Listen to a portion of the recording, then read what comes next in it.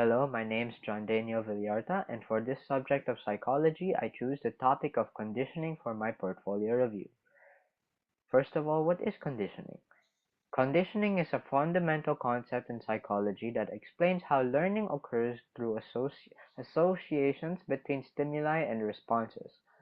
There are two main types of conditioning: classical conditioning and operant conditioning. For classical conditioning, this type of conditioning occurs when a neutral stimulus becomes associated with a stimulus that naturally produces a response. For example, someone's dog. If this person rang a bell before feeding his dogs, and and after doing this deed repeated times, the dog begins to drool just at the sound of the bell alone. Meanwhile, on the other hand, operant conditioning, this involves learning through rewards and punishments.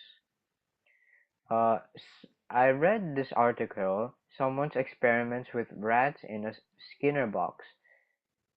When a rat pressed a lever and received food, it was more likely to press the lever again. Conversely, if pressing the lever resulted in a mild shock, the rat was less likely to press it again. The main purpose of conditioning is to understand how behaviors are acquired, maintained, and changed. It helps explain a wide range of behaviors, from simple habits to complex emotional responses. By understanding conditioning, psychologists can develop methods to modify behaviors, enhance learning, and treat behavioral issues. Conditioning especially plays a critical role in teaching young children. Through conditioning, children learn to associate certain behaviors with positive or negative outcomes, which shapes their future behavior. For example, imagine a baby who starts to associate a lullaby with bedtime. The parent sings a lullaby before putting the baby to bed.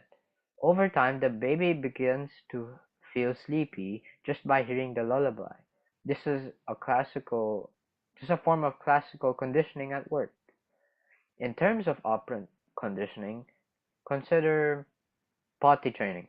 When a child successfully uses the potty and receives praise or a small reward, they are more likely to repeat the behavior. If they had an accident and experience mild disapproval, then they are less likely to repeat that accident. Classical and operant conditioning are based on the principles of association, reinforcement, and punishment. These principles are fundamental to understanding human and animal behavior. For association, this is the process by which a connection is made between two stimuli or between a stimulus and a response. In classical conditioning, this is seen when a neutral stimulus becomes associated with a natural stimulus. For reinforcement, this increases the likelihood of a behavior to be repeated. Positive reinforcement involves adding a desirable stimulus, while negative reinforcement involves removing an unpleasant stimulus, like stopping a loud noise. And last, for punishment, this decreases the likelihood of a behavior being repeated.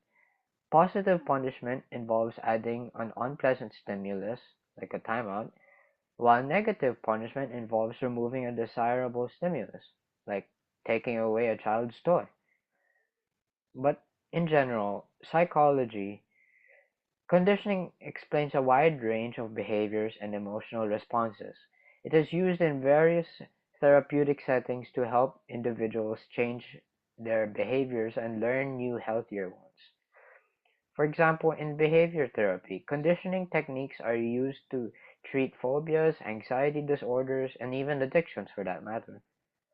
Just by applying the principles of conditioning, and psychologists psychologists can help individuals develop positive habits, break negative ones, and improve their overall mental health and well-being.